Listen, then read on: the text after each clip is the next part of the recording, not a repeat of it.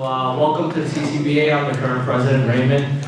I just want to thank UA3 and all the other organizations for coming here and putting this together. The candidate forums are very important, especially with elections coming up. We definitely want to hear from our elected as well as the candidate on what their stances are on many of the issues that our communities are facing. And UA3 has always been great with this. They've always approached us and asked, can we do this? I'm like, of course. We definitely want to know what our candidates have in their minds before the election. We don't want to know afterwards. We want to know now. So thank you UA3 and all the other organizations. I can't remember. It's a really big list. But thank you for coming together and putting this together. We can't do this without the community. So thank you.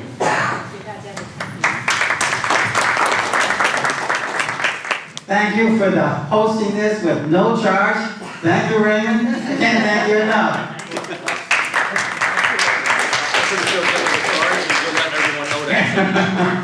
Lanny, David Lee, it's been fantastic.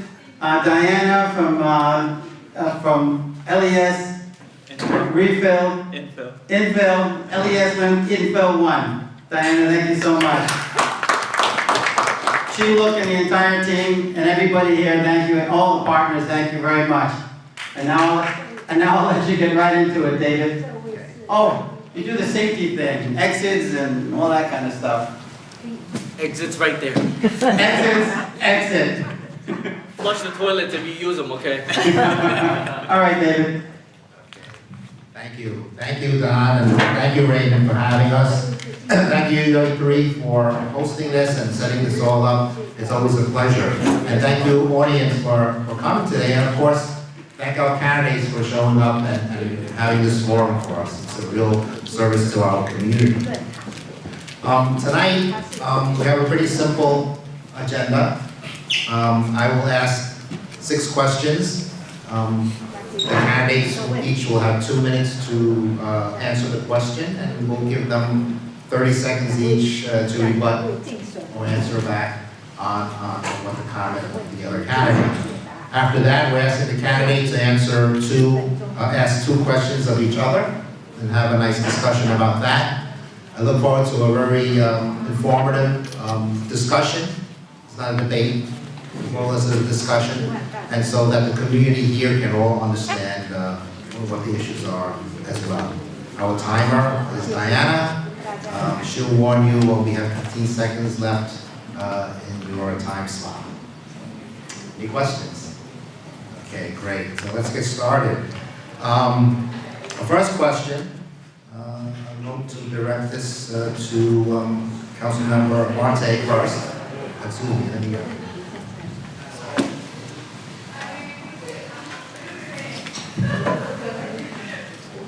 Oh, I'm sorry. Just reminded when that's here. Yes. Each of the candidates, please have 2 minutes to introduce yourself. I'm sorry. Maybe Councilmember Marte, you go first. First of all, I want to say thank you to UA3, Don, Chi, David, the whole team for every single election cycle, bringing this important discussion to the public, not only in person, but also virtual. I want to thank Raymond and the CCBA for hosting this, and thank you, David Lee, for being the moderator, and for Helen for showing up. And if people don't know me, my name is Christopher Marte. I've been the council member for the past 2 years. And when I first took office, Chinatown in our district was in shambles. We were in the middle of the pandemic. People were waiting online to get food. People didn't know what our district, what their housing situation, what their job situation would look like. And so we had a lot of work ahead of us. There are short-term issues that we were facing, but long-term issues as well that this district has been facing for decades. But me and my team went to work on day 1 to make sure that our community comes back and continues to thrive. And when you walk around Chinatown today, you see people on the street, you see new businesses opening, you see people actually getting the representation that they need, not just in City Hall, but on the streets. I've rallied with many of these communities to fight against the jail, to make sure that tenants were protected, to make sure that we passed zoning policies like the Chinatown Working Group Plan so we can continue to have a working class community. We started legislation that workers from our community wanted like the No More 24 Act to end the 24-hour shift for home attendants. We talked to the mayor, sometimes pressured him to open Park Row, to invest in our parks and fix our streets, and on every single issue, we have delivered. And this past June, there was a competitive primary. I had 3 opponents, and we won overwhelmingly because people understood the work that we did every single day and the larger mission that we're trying to achieve in this district. We're trying to change politics of the O and make sure that there are no divisions, whether you live in Tribeca, Chinatown, the Lower East Side. We're one community fighting together forward, and that's what I want to continue to do for the next 2 years. Thank you.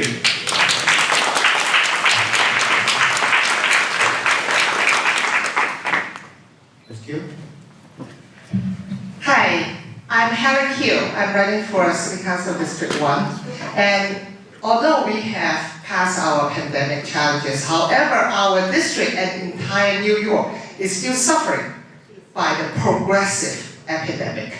And my opponent here, a lovely guy, I like him as a friend, but his policy is a progressive Democrat policy.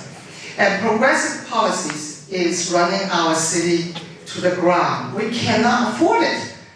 Do you know that progressives are offering 10 grand for each migrant each month? We cannot afford it. And this is a bottomless offer. There's no end to it.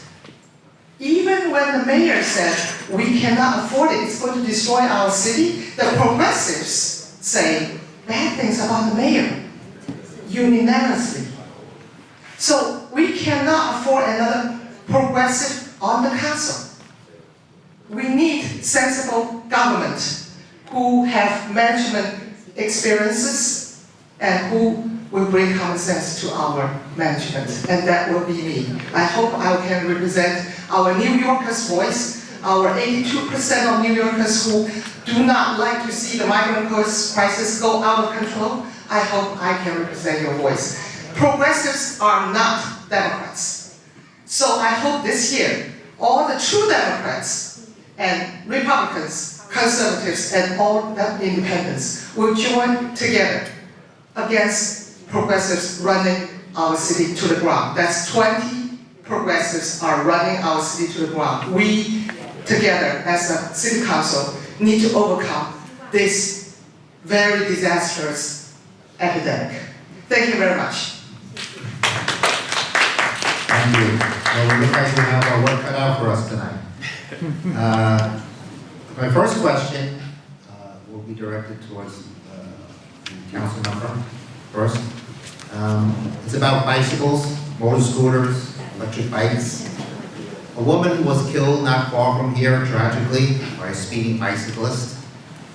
Everyone here can attest to seeing these two-wheelers speeding, passing red lights, unregistered, mounting the sidewalk. So the question is, basically, what is your position on these bicycles and two-wheelers, and what, if anything, should be done? Thank you for the question. And my deepest condolences goes to the family of the individual that was crashed and hurt and died out of this situation. My family lives really close to there. My parents are seniors, so for me, it made me think twice about the environment that we're living in, but there are actions that we can take. There's a legislation that's being prime sponsored by Councilmember Lynn Showman that will actually put the onus on the delivery app companies. So if any delivery worker passes a red light or does any type of traffic infringement, the civil penalty will be given to the company. So then it gives them an incentive to tell their workers to not do illegal traffic violations. And I think that's the only way that's going to work. We have a lot of proposals in the city council. I believe some are going to take 5 to 10 years to actually be implemented. And that's the biggest problem. Right now, we do have traffic laws in New York City. It is illegal to drive a moped without a license plate. It is illegal to drive on the sidewalk. It is illegal to pass a red light, but there is no enforcement. And what we've seen time and time again, after someone gets hurt, there's a cry for more help. But I think by passing smart legislation like Intro 1000, we can actually take a step forward to have safer streets. Thank you. Thank you. Ms. Q, 2 minutes. Thank you. Not that long ago, about 2 or 3 months ago, there's a man on the subway platform use human feces and smack on an innocent passenger waiting for the train to come by. 2 weeks later, I read another news about this man. He was using bricks to smash a storage store. Guess what? He was released after a horrific crime, a violent physical violence. So our city, e-bike is just one of the examples. We have laws, but we have no enforcement. From the DA, Alvin Bragg, who is a buddy, political buddy of my opponent, we are suffering the progressive epidemic. The criminals are being released without cash bail and with no consequences. This man was released. That's why he committed the second crime. The guy that killed the lovely woman on Christie Street was arrested and released 12 times. You have the banner, stop the hate. Yet, do you have any enforcement? Do you think City Council should stand on guard of our community without another accident happen with no consequences? Do you agree that? If you do, then elect me as your next City Council. Thank you.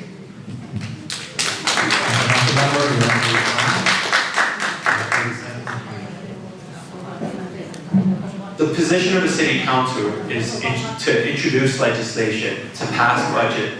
We are not law enforcers. We are not meant to be on the sidewalk all day. There's people to do that job, and that's our police officers. And so I think it's understanding what a City Council person's responsibility, and I have been taking the steps to make sure that we pass legislation that will be effective and actually implemented. Thank you. Ms. Q, 30 seconds. Not so quick, right, to say it's not my job. How convenient. Of course it is our job. We can definitely influence how it's being done. We can definitely influence how Alvin Bragg is doing his job. The government is meant for cross oversight. That's why we have government. We don't have a single position. My position is not stand alone. My position is to make sure we have our entire community protected. And that includes that we will cross oversight for other positions. Thank you.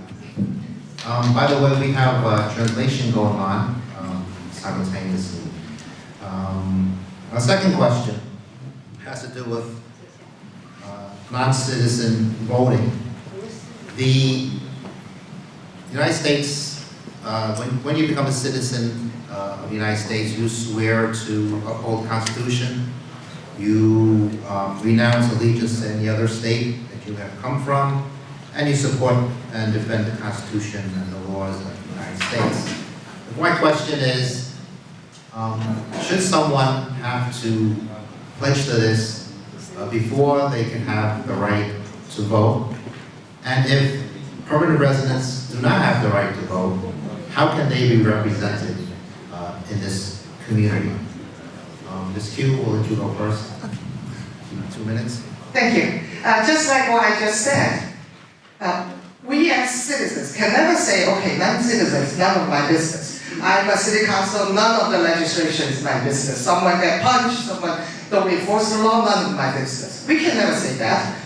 The same reason, when citizens are doing their duties, being a loving and compassionate citizens, they will enact laws that will put the non-citizens who are living among us into our heart. But I think there's a sacred honor to be a citizen. I am a first-generation immigrant. I came to America as a graduate student when I was 19 years old, a very young lady. And I became a citizen after the company proved that they can only hire me to be their employee. And I waited for another 5 more years before I become citizen. And I go through civic tests. I learn a lot of history. I start to love America. And I love New York, same way. We love our city. That love will not be deterred. That's why I say, I don't look at my role so limited. I want to show the love. And I believe a lot of the citizens here have the same passion, that we want to love our city. And that is the key for citizens voting in our elections. And I firmly believe we should uphold the honor to be a citizen, the pride to be a citizen. And citizens should take up the civil duty of electing an official that can represent our voice. Thank you. Thank you. Councilmember? There's an old saying in this country that says no taxation without representation. The city council 4 years ago passed legislation to allow green card holders to vote in municipal elections, not federal elections, municipal election, and I fully support that. You know, we have millions of green card holders here in New York City that don't have a say in our government, and I believe they should. They pay taxes, they contribute to our economy, their kids go to our schools, their grandparents go to our senior centers, and they're affected by the legislation that's passed in the city council. So they should have a say, and they should be able to vote. So I fully support it, and I know it will create a drastic change in our citywide politics if these people have a voice, and I support that voice.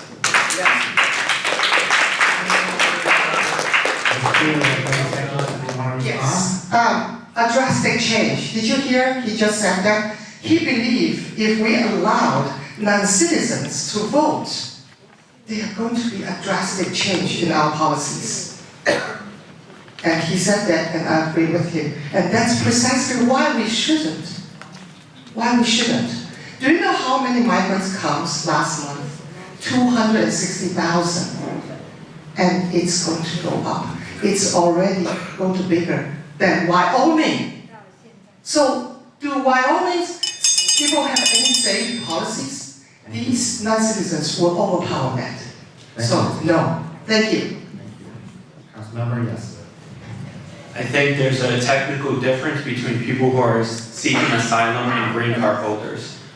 Green card holders have been vetted by our government, have a right to live and live out their dreams in this city, in this country. And so I think there is a big difference, and I don't want Republican talking points to spread misinformation to our community. Thank you. My next question has to do with the fires in Chinatown. I'll coin this phrase, Chinatown is burning, from 70 Mulberry Street to the electric bike shop to the Linsing Association and others. What can we do about it? Councilmember, your turn to go first. So in the city council, we already passed legislation to make sure that people are better protected in their home, especially from compostable batteries. As we all know, there is a huge black market of refurbished batteries, and these are the batteries that cause instant explosion and has led to a lot of fires throughout our district, sadly. But every time there was a fire, my office was on the scene. And not just on the scene to take a photo, to post it on Facebook, Twitter, or WeChat. We were there to help the tenants, make sure that they could find permanent affordable housing, to work with the landlord to make sure that they can find and fix every single permit that's needed so then they could reopen the homes of thousands of people in our district. And we've done that from 80 Mulberry down to Madison to here with Linsing. I remember being on the phone with Kenny, with Jackie Wong that night, the next day, weeks later, to make sure that they had all the support from the city government as possible. We can't control what's going to happen next. but we can put in measures to prevent the worst from happening. And we've done that in the city council by passing legislation to only have certified batteries being sold on our streets. We've been working with the Adams administration and the FDNY to do crackdowns on the shops that are selling dangerous, illegal e-bike batteries. And so we've been doing the work to make sure that there is a safe environment, a safe home, a safe business in our community. When it comes to Chinatown's burning, I think it touched a very deep chord in my heart. Chinatown housing are old. It needs renovations. Yet, we may not have the techniques, or even more so, not the funding. A lot of these buildings are owned by small owners. They are not a big corporate. And with rent control and the tenant priority policies that progressive Democrats are making, small landlords have nowhere to collect the funds to do their renovations. There's no way that you can renovate a whole building with their electric wires that's 100 years old, 50 years old, long, very old electric wires, because there's no funding. And we need to help them. But the policies are not there because we are being ignored by the current city council. They don't hear the voice of small landlords. They only hear maybe a very loud other voice, a progressive voice. And landlords become enemies. But landlords needs the funding. And the city council, my city council, if I get elected, I will commit to help small owners to have the funding to renovate the building. And I want systematic solutions. One of the proposals that I hope I can present to the entire city is to ask the rich developers to be also responsible for one street or two streets of our renovations. I wonder why the current city council did not propose that. Thank you.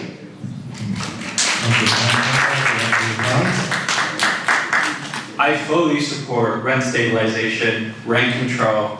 If we did away with that, thousands of people in Chinatown will be displaced. Honestly, it's the rent legislation that was passed in the state a few years ago that actually give protection to many of the tenants, many of the seniors, many of the working class people that live in Chinatown, that built this community, that can stay here. So I am shocked to hear that my opponent is against rent stabilization and rent control when we live in a working class community. Why do you deflect? I just said, I think the solution needs to be systematic from the developers to support the local old buildings. That's where our source comes from. Okay? That's where our source comes from, okay? Not from the renters. And who can do that? Only the city council can look at the map systematically and not to put the burden on the landlords. They have nowhere to go. But the burden should be put on developers to sponsor this kind of renovation. Thank you. Thank you. This next question will go to Helen first. It's about the jails.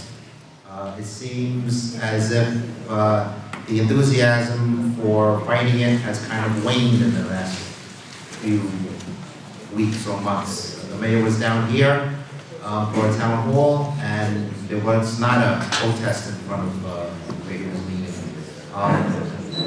Would you like to chime in on that and what you feel the future of the jail is? Thank you for the question. Last year, I participated in the No Mega Jail protest, and guess who organized it? Our city council, Christopher Marte. And at that time, I was thinking about running for office, and I was like, you know, I really like this guy. He's against the jail. He's like with me, and I like him very much. Until later, I discovered what he did cannot be done. Why? Because he wants to close Rikers. That is the card underneath the protest of mega jails. He has a card of protesting mega jails, but the real card is closing Rikers. If you close Rikers, the inmates have no place to go. And if you close Rikers, you have to release that guy smacking the human feces back on the street, because that's all a complete system. You can no longer afford you can no longer let the violent criminals who may be dangerous in jail because you have no space. That's why they have to build borrow-based jails in your backyard. Not just us in Lower Manhattan, but in the entire city. Except Staten Island, they stand their ground. So the entire New York City is suffered by the policy of closing Rikers. And outside of that, of course, you will have borrow-based jails, and of course, you will have mega jails. And of course, it's so convenient to say, oh, it's out of my hands, I can no longer fight about it. But I can promise you, if I'm elected, I will continue to fight this fight. And I will give the city a very reasonable proposal. Let them use Rikers as the immigration center, just like Ellis Island. Thank you. Thank you. I believe my opponent said something really important. Just a year ago, she got involved in the jail fight. I, and many of you in this room, have been working against the jail for the past 5 years. We've organized this community, we mobilized it, we put pressure on de Blasio and Margaret Chin to not move forward with this plan. And they did, against all the wishes of our community. But that didn't stop us. We put pressure on all the mayoral candidates, and we got the candidate for mayor, Eric Adams, to stand with this community and say that there shouldn't be a jail in that place. And what he did on day one, he turned his back on our community. He decided to move forward with this plan. And so we pivoted. We said, okay, let's move forward with adaptive reuse. We don't have to demolish this, potentially putting a lot of people's lives, the seniors in Chong Pak, in threat, putting the small businesses out of business just along Bayer Street. We said we have a win-win solution for our city. And what we heard from City Hall was crickets. But that didn't stop us. We filed lawsuits to delay the process. We did so much work that even till today, we still have a chance to continue to fight this. The strategy failed. While we see other boroughs are already... Strategy failed. Please stop. That's wrong. Don't tell me to stop. Please Don't stop. tell me to stop. Please keep your Strategy failed. Stop. That's wrong. And The to end, strategy I will failed. have to ask you to leave if you can't control yourself. Keep quiet, man. we are at a point where the city doesn't have money, where the city won't be able to build the facility by 2027. What I believe is going to happen in that spot is nothing.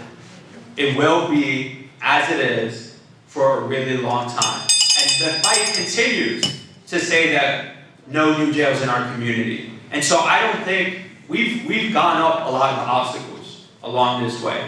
There was a lot of details. But one thing that hasn't stopped is the fight from my office, from myself, and from this community. And we won't fight. We won't fight.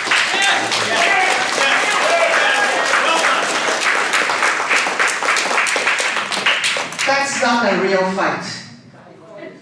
That's a fake fight.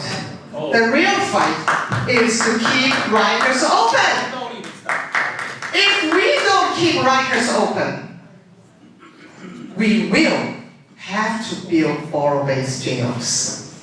So if you're really, really sincerely fighting for not building borrow-based jails, you have to reform Rikers and keep Rikers open. That is so simple. So everybody know that Rikers must be kept open as a useful facility. Otherwise, you will have borrow-based jails. Let's just be honest with ourselves. Thank you. Thank you. Councilmember? Let's talk about Rikers for a quick second. Rikers is an inhumane facility. Every single month, we hear about new deaths. We hear about corruption. We hear about the lack of transparency that's happening there. No one should be waiting for their day in trial, in court, on Rikers Island, right? They haven't convicted a crime. Most people are on Rikers Island for 1 year, just waiting to be in front of a judge.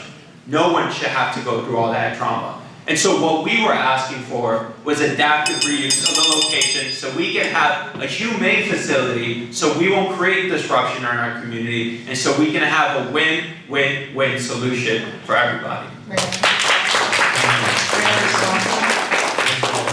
Yes. Okay, thank you.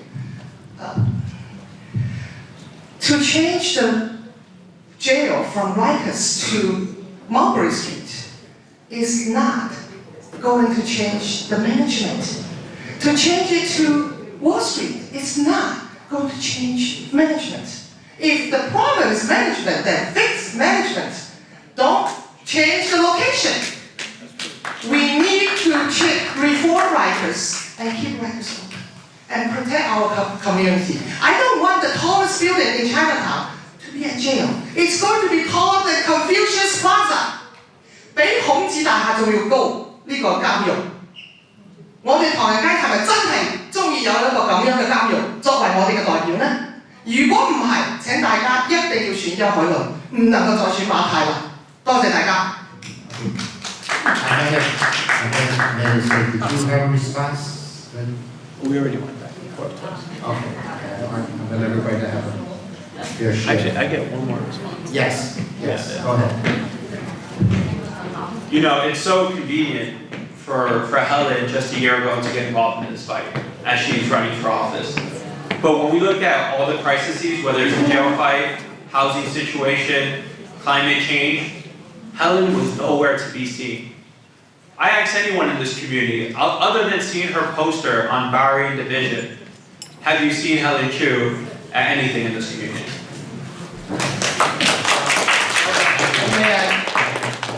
Moving on, and then we're having a lively discussion between the candidates. I beg you to let them have the discussion first. Okay, thank you. My next question, council member, you will go first. This past Sunday, the mayor's top aide on television said that the Biden administration must do its job and close the border. That same day, the Governor Hochul, was on TV as well, and she said that we needed to limit the border and control the border. You know, we can recognize this as a sea change in the policy of New York. Are either one of you willing to agree, and can you give us your view of the migrant crisis? As a city council member, we have to do what we can to make sure that people are living with basic human rights and human dignity. And that's what my office has done. We have welcomed these new visitors to our district. We have placed them in hotels in our district, and we make sure that their kids had what they need, whether it's even a backpack, social service providers, to make sure that they can have the dream that many of our parents, or many of us, have today. We're giving people an opportunity to improve their life. And so, from a city council member, I support helping these people no matter what. All they want is to be safe and to work. And so I've been joining the mayor and his team on calls for worker permits to be authorized, to make sure that we have humane facilities for people to stay in while they figure out what their status is. There's a reason why people are coming here. Some people have walked from Chile all the way to New York City. And we shouldn't say, no, you have to go back. We should welcome them, just as people welcome my parents when they came here. When my dad came to New York City, he was undocumented. And if someone would have sent him back home, my siblings, wouldn't have the opportunities or even contribute to the community that we do today. And so I think we have to welcome them, and we have to do whatever we can to make sure that people have a right to the American dream. I can imagine another family, and another family who has a son, John Marte, let's say, and who is applying legally, and because of someone else who couldn't do it, and then they lost the opportunity. So what is the American dream, really? I would like to ask you, what is American dream to you? I think American dream is not lawlessness. American dream should be honor, should be wait in line, should respect other people's right ahead of us. What has happened has happened. May God bless you and your family. But how do we move forward as New York? I think we need to move forward with honor. So that's what I want to say about migrant crisis. There are 2 million Hispanic families. Most of them are my constituents. They are sponsored by my constituents' family to apply for their brother, sister, parents to come to America legally. And there are over 1 million of Asian American families applying for their family, their brother, maybe who will be the next council person to come to America. But now they are being completely ignored and put to last. Our constituents' interests, their love, their passion for their legal immigrant family and sponsored people are being put last.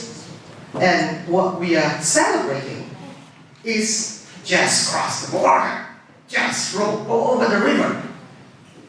It's not the pursuit of American dream. And we are not helping weak women and children. Most of them, 97% of them, will not be qualified for asylum. Thank you. Thank you. I think I just want to do a quick fact check. There aren't 2 million Hispanics that have come to New York City that have crossed the border. The data is 100,000 people have come to New York City to request help, and currently there's 50,000 people being housed by New York City and giving them supportive services. I don't want random numbers to be thrown out there because it used to incite hate and discrimination. What a marvelous speech. I say 2 million applicants who are applying legal immigration. I did not say 2 million has come to America. I say 2 million legal applicants. I want to put legal applicants first. We should put them first. Thank you. Thank you. Moving on to the next question. In the City Council, there are caucuses. One being a new one called the Common Sense Caucus. Another one being the Progressive Caucus. My question is to you, and this goes to Ms. Q first. Which of any of them would you join and why? Thank you. We used to have about 35 council members who were in the Progressive Caucuses. But because they want to defund the police and they are endless running the city down policies, 15 of the original Progressive Caucuses members left that caucuses, but still about 20 left, and Christopher Marte is one of them. What a disappointment. I'm quite disappointed. And I am going to join the Common Sense Party caucuses. Why? It's a bipartisan caucus. We have Democrats, 2 Democrats in that caucus. That's why I said this year it's a Common Sense Party versus a Progressive Party. I am on the Common Sense Party line. I work tirelessly to collect those signatures because I think I'm not a traditional, very extreme Republican candidate. I am a centrist, common sense, good Republicans. And I work across the aisle. Almost all my volunteers are Democrats. And they're true Democrats who love our community. I really don't care about the party hats. I want solutions. I want sensible. If you want to close records, you cannot be a manager. You have to be a manager. So something so sensible, so easy. I want to be with the people who can express this voice, and I will be your voice. Thank you.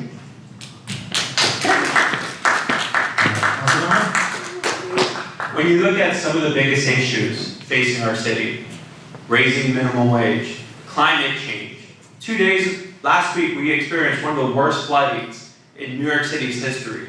This past summer, we had smoke from Canada going into our lungs. When you look at this, you look at the Common Sense Caucus, they're really not doing anything to mitigate any of those issues.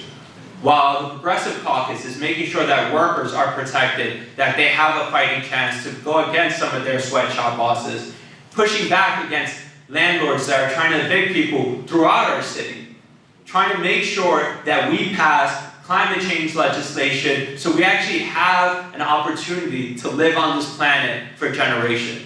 And that's why I chose to stay, because I understand the urgency of the moment right now. I want my kids to grow up in Lower Manhattan and not on the water. I want to make sure that my kids have an opportunity to be in a workforce that's protected, that's unionized, so that they can support their family. If we choose to ignore all these issues, I feel like we're going backwards. And I'm in this position to make sure that my community has a fighter in the city council, but make sure that we can move forward as one. Thank you. 30 seconds. Our district is where New York was born. And originally, New York is a very small area near Wall Street area. And then later on, we expanded our city. That's why you see the shoreline today. That was not how it was before. That's how much we can do. Even there's no land, we can create land.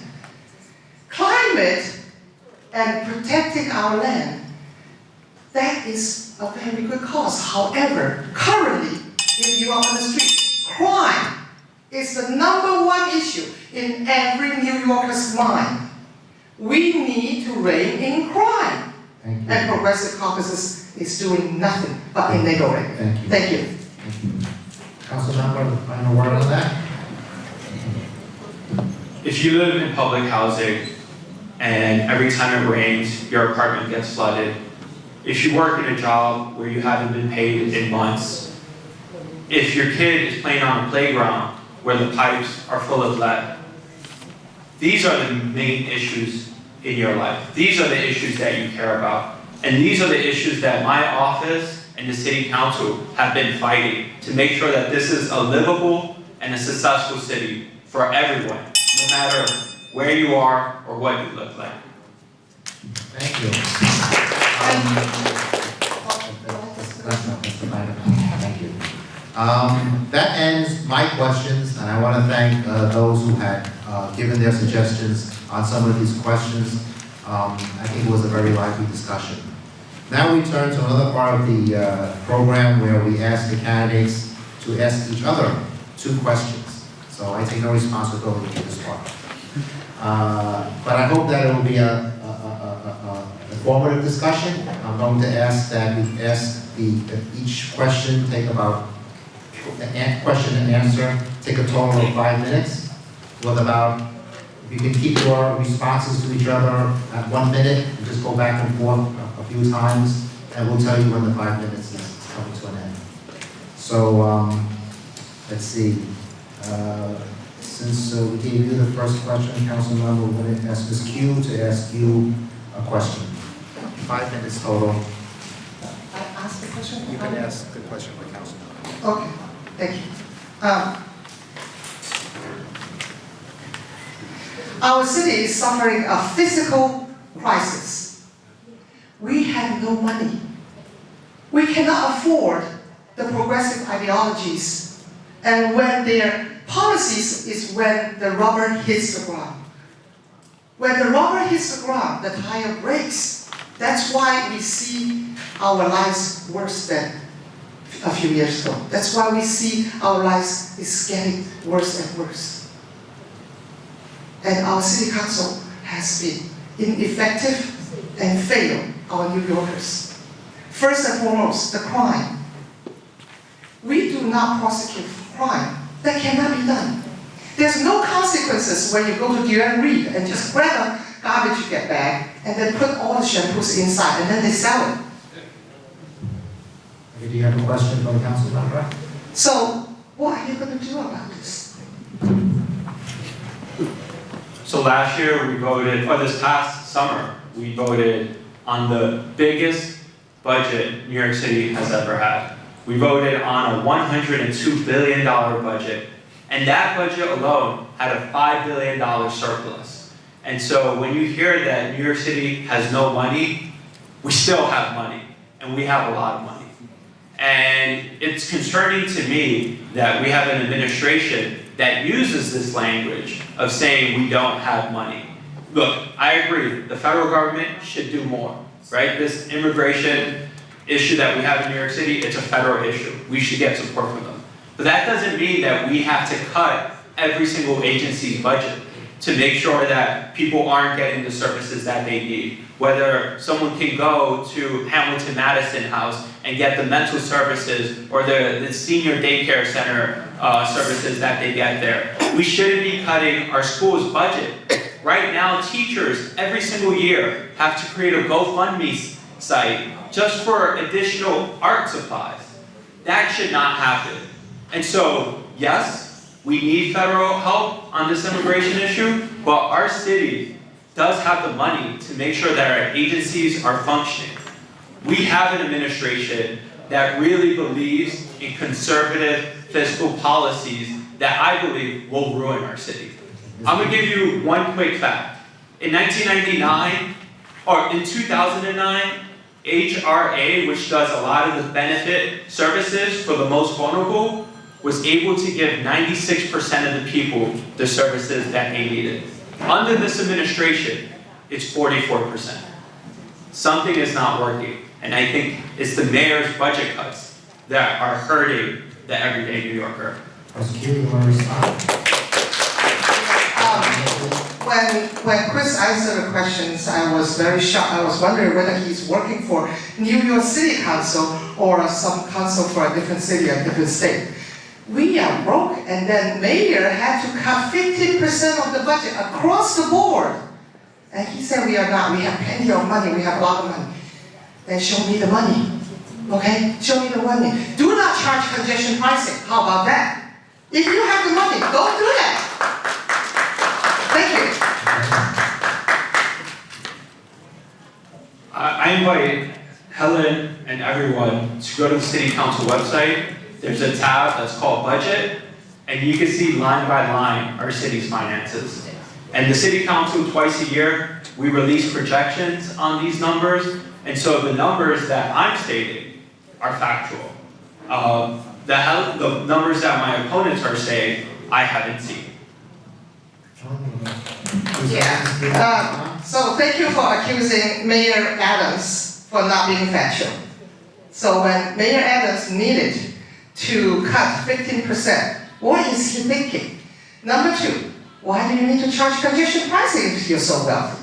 Right? So all these are just what we see everyday New Yorkers' life. And why do we have such a high price on our inflation? Now, even a bowl of noodle costs $15. New York is suffering from a physical crisis. And we cannot afford the $10,000 per migrant price tag. And that price tag is not going away. Because unless we change the sanctuary city law, which when you elected me, I will end it. Otherwise, this is a bottomless crisis we are facing. Thank you. Councilmember, last word? Okay, thank you. Thank you. But you do get to start to ask Ms. Q the next question. My question is simple. Helen, how has Chinatown improved since the pandemic? Chinatown received $500,000 under our Councilman Marte And that money alone is being assigned to a union. And nobody else get a piece of it. And the union will decide who can be hired. Unless the union approved, nobody get a piece of the $500,000 that is given to our community. So there are some funding coming to our community, but they are not going to people's heads. That also is the same phenomena I observed in NYCHA. NYCHA receive a lot of funding, but the ceilings are not fixed. Even the district leader's door is not fixed. And I promise you, I say you're a Democrat, but when I'm elected, I promise we will fix your door within the first 3 months. Councilman? So that is why I'm saying I see some funding flowing around, but they never go to people's heads. They never become effective to improve our community. So that's what I see. And I also see crime has been deteriorating even further. Thank you.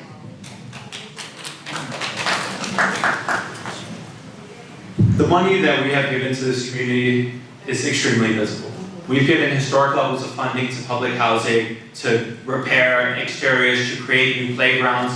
We've given an after-school program at every single public school in our district for the first time ever. We've invested $300,000 to PS130 to redo their playground, to get new HVAC system and windows. Even the YMCA, the Chinatown YMCA, that has been closed for 4 years, we gave them $1 million. And I was there this morning, and I saw dozens of people swimming in the pool, working out, mostly seniors. And so the money that we invested is there. It's visible, and it's helping everyday Chinatown residents. And we're not even talking about the money that we have given to our social service providers to make sure that the care is given to every single person in our district. Even UA3, we've been able to secure historic funding from them, from the city council, to make sure that no one goes without food in our district.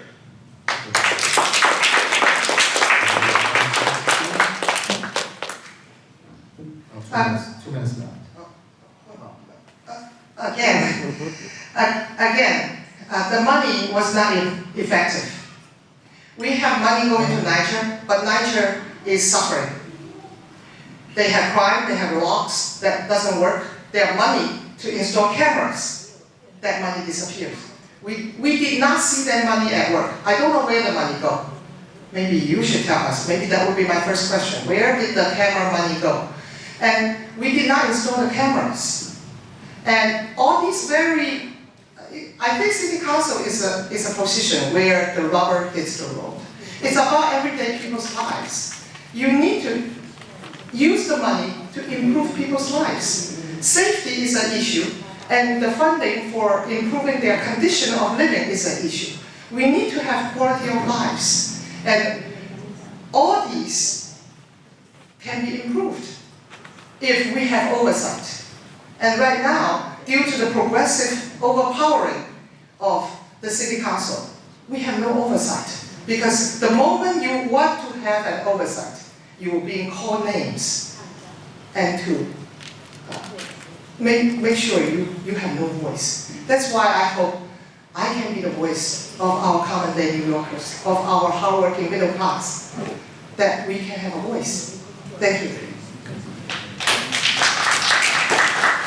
So I'm going to ask a few members of the audience.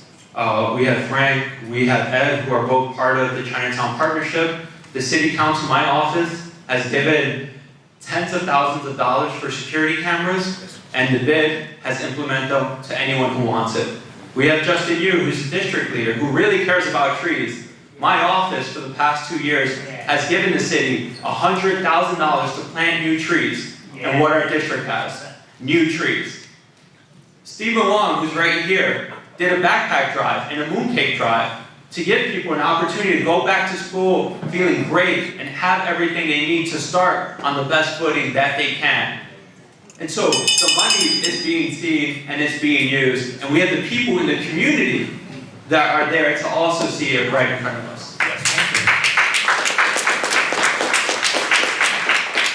Q, you get to ask Councilmember Marte a question.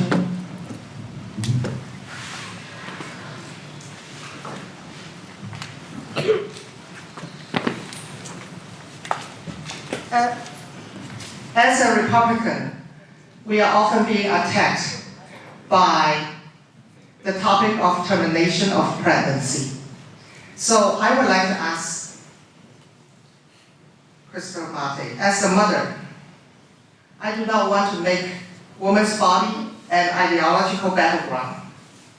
Termination of a pregnancy, in my opinion, is a very serious medical surgery that has permanent physical and physiological, psychological consequences. France has a termination limit of 14 weeks. I think we can match it. What do you think, Marte? I firmly believe in her body, her choice. We have amazing organizations in our district. We have the headquarters for Planned Parenthood that give people the healthcare services that they need without any cost. And I am proud to work with them, to promote them, to fund them, to make sure that people are getting the help and need that they can. And so I believe that people can make any decisions that they want, and I stand with them to make sure that people are protected from this right-wing ideology that want to attack the most vulnerable in our community.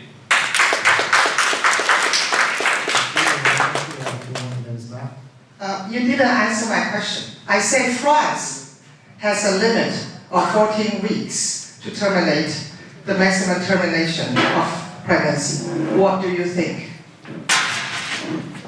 I believe that any individual can make the decision on themselves. And there should be no time limit. Every situation is a case-by-case basis, but they have the right and they have the dignity to say how their own body should be impacted. So I, as a city council member, as an individual in this community, will never tell someone what they should or shouldn't do when it comes to their own body.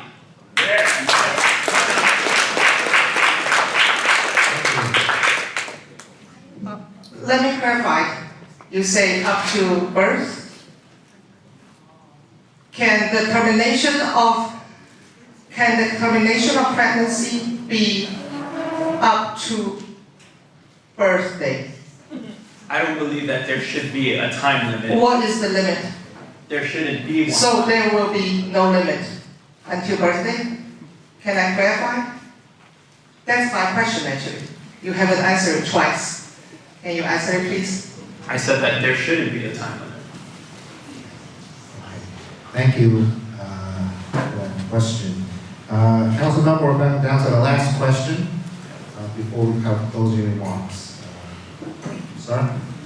I'm gonna make it a little bit more lighthearted. Helen, what's your favorite restaurant in our district?